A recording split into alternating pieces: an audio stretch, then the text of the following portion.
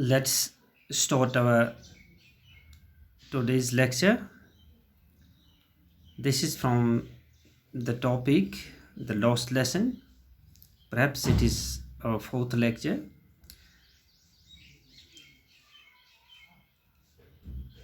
Poor man.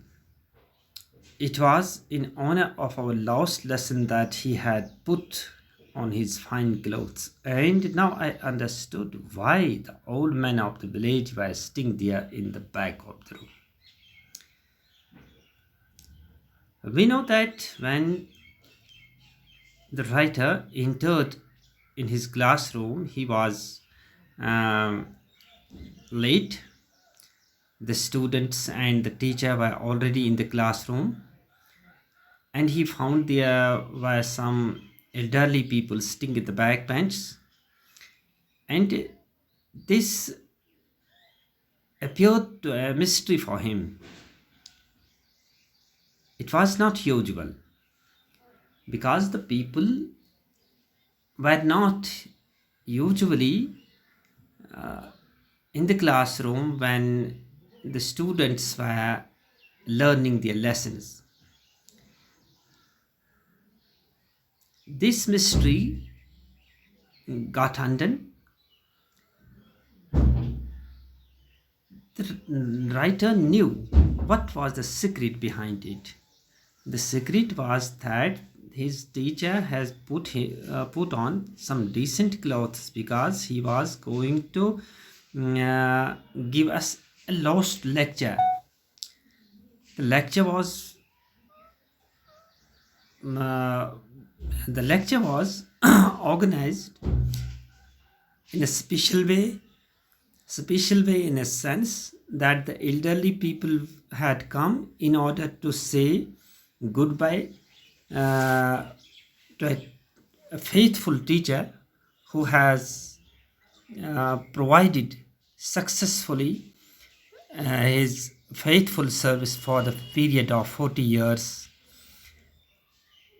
in order to teach students.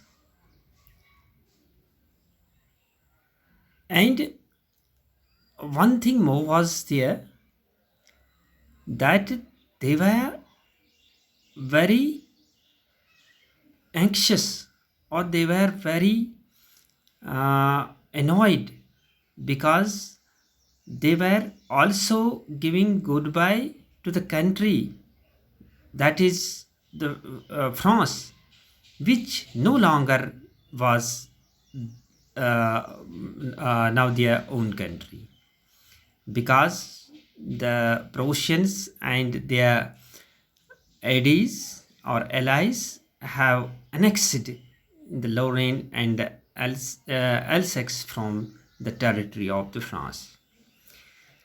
Well, I was thinking all this. I heard my name called. It was my turn to recite. What would I have given to be able to say that dreadful rule for the participle all through, very loud and clear and without one mistake.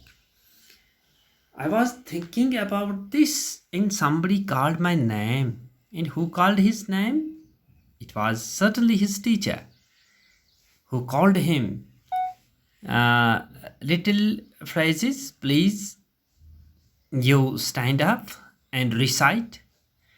And the lesson was about the participles, which after writer was never interested about the participles, and he was nothing knowing about the participles. Therefore, he was always averse about it. And the he have to recite with loudly, clearly, and without doing any mistake, and it was almost impossible for him to do so. And his teacher, what he said, I heard Mr. Hamill to say, I won't scold you, little Franz, you must feel bad enough. See how it is. Every day we have said to ourselves, "Boh, I have plenty of time, I will learn it tomorrow." This very important. This very important. Para. Mr. Hamill addressed it to our writer who was a student then. He addressed him that phrases, "You should not worry. If you don't know anything, I would not scold you." Why I would not scold you? Because he loved his students, and he why his students not students like our writer are not responding well. Well, he blamed this, or he held not others responsible for it, but he held responsible himself responsible for this difficulty, and he addressed it like this: "Bah, I have plenty of time, I will learn it tomorrow." We all say this. It is a well-known saying that don't leave it tomorrow what you can read today. आज का काम कल पर मत मत मत छोड़ो। हम सब यही कह रहे हैं कि हमारे पास बहुत सा वक्त होता है, चलो आज नहीं तो कल करते हैं। कल जब आया कल कहते हैं कि बस हमारे पास अभी 9 महीने 7 महीने 6 महीने पड़े हैं, अभी बहुत सारा वक्त है। लेकिन यही सोचते सोचते हमारा वक्त निकल जाता है और हम वहीं के वहीं रह जाते हैं विदाउट एनी प्रोग्रेस। तो यही हाल उनका भी था। तो टीचर कह रहा है कि हमारे पास अफसोस की बाह means words of disapproval. I have plenty of time, मेरे पास बहुत वक्त था। I will learn it tomorrow and now you see where we have come out. अब देखते हैं कि अब नतीजा क्या हुआ है, हम कहाँ से कहाँ पहुँच गए हैं।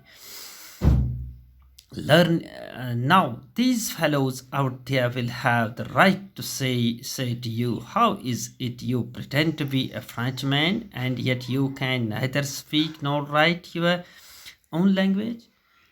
Now you will be possessed, you will be governed by the Prussians, and you will proudly say that I am a Frenchman.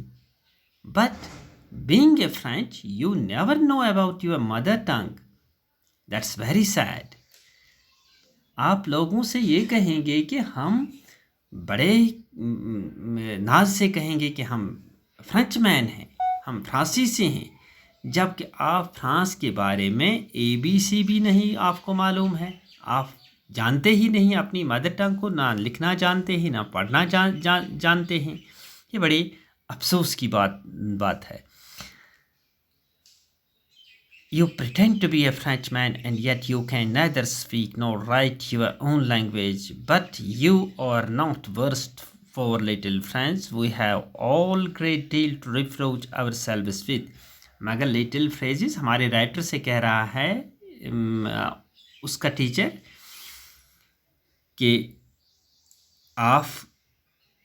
आपको ही सिर्फ आप अकेले इसके ज़िम्मेदार नहीं हैं।